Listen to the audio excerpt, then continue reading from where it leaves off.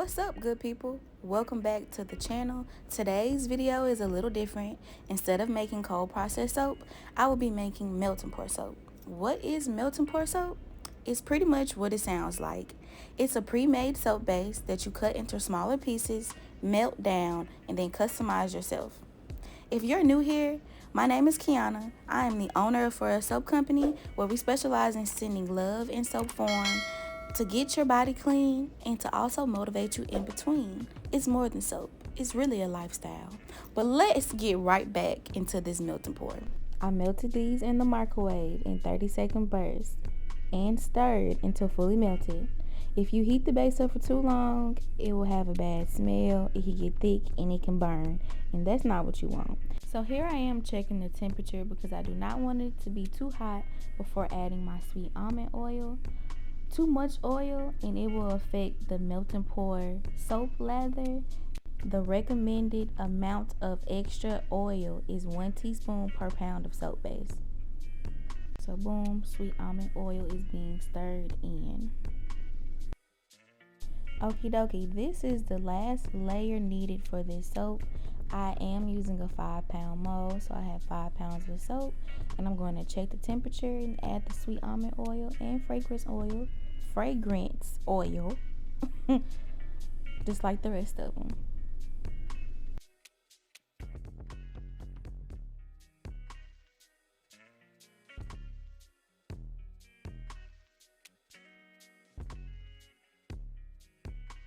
Now we're going to color each layer. I mix 1 teaspoon of mica with 1 tablespoon of alcohol, 99% isopropyl alcohol to be exact. Now just mix those all together until they're fully incorporated. This was actually one of my first time making melt and pour soap. It's fairly easy. This would be a great project to do with your kids, and I personally just wanted to dabble in it just because. My brand is mainly scented with essential oils and natural colorants, and with summer being right around the corner, I wanted to brighten things up with these skin safe micas and scents. Okay, so y'all know I like little cute stuff, so I decided to add some poppy seeds into this pink to really give it a watermelon-like vibe, okay? Looks so cute and smells even better. I had the whole house smelling like a Bath and Body Works, you hear me? I'm not used to these fruity fragrance oils because like I said, I work with essential oils, but baby, okay, it was giving very much Jolly Rancher. Starburst, candy. Okay, so the first layer to go in is the clear because I want the rest of my colors to be like suspended in the clear and not on top of the clear. So after I spray this with my alcohol to get rid of the bubbles, I'm going to let it sit just for a teeny tiny bit before I add another layer.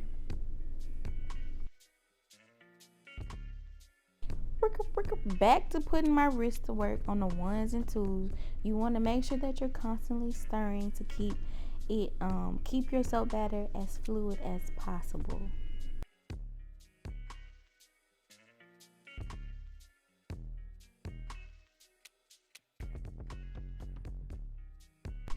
I'm gonna go ahead and pop my pink back into the microwave because it was getting a little solid on me.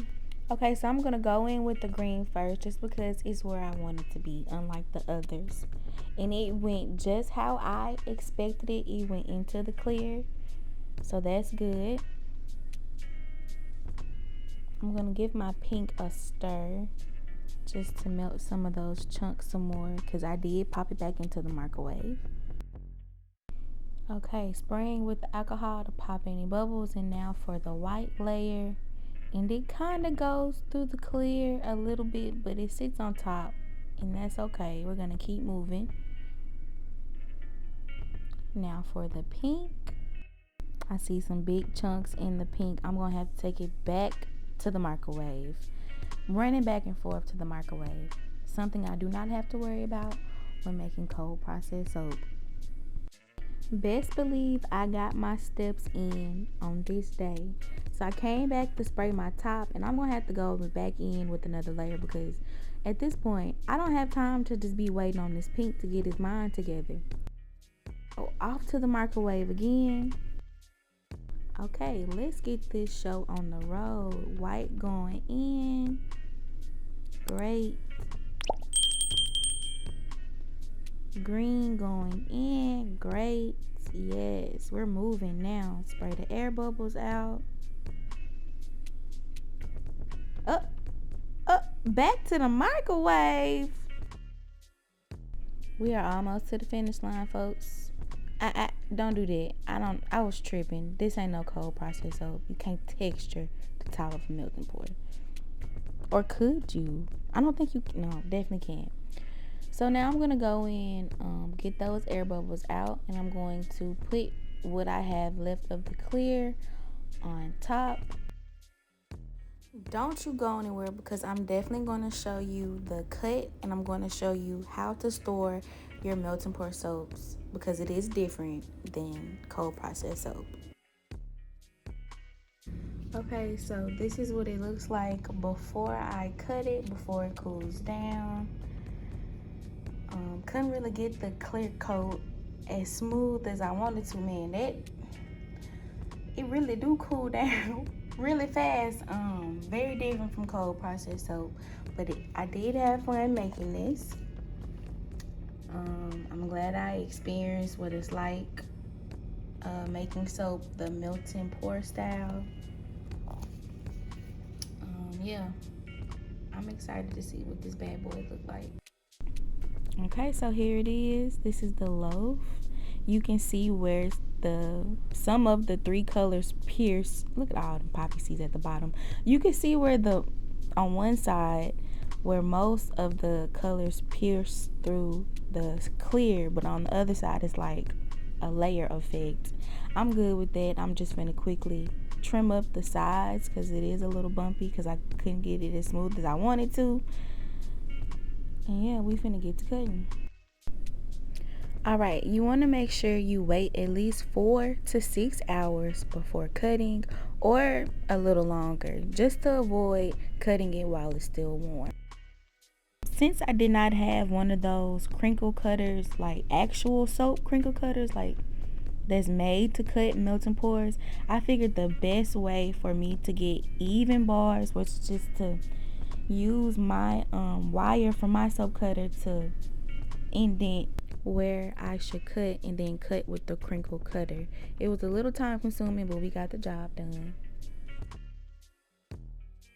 Okay, that's cute. I'm liking that. Very much so cucumber melon. Very much so what I was going for. I'm pleased. I am going to speed this up for y'all. Do I see myself making any more melt and pours in the future? Even though this was fun and it was different, I do not think so, because you cannot customize this like you would cold process soap.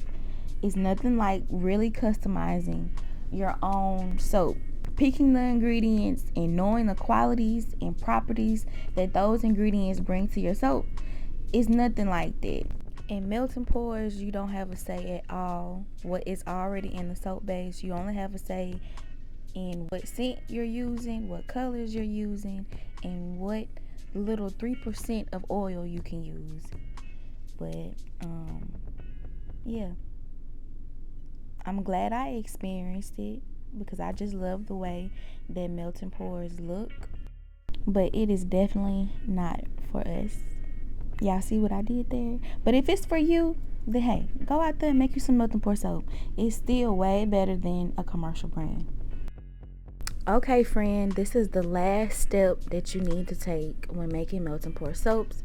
You want to go ahead and bag them so that they won't be exposed to humidity, because if they are, they start to sweat, is what I hear. They'll get like little glycerin drops on them. So just go ahead and bag them up. Keep them free from any humidity or debris. Bag them up and seal them, sis. And that's a wrap. So this concludes my melting pot experience. If you are still watching, I just want to say thank you so much. Don't forget to like, leave me a comment if you got a question or you just want to say hey, leave me a comment. I always write back. And like always, continue to spread love, never hate, because in a world filled with so much negativity, we have to continue to uplift one another. It's only right. Period. Peace.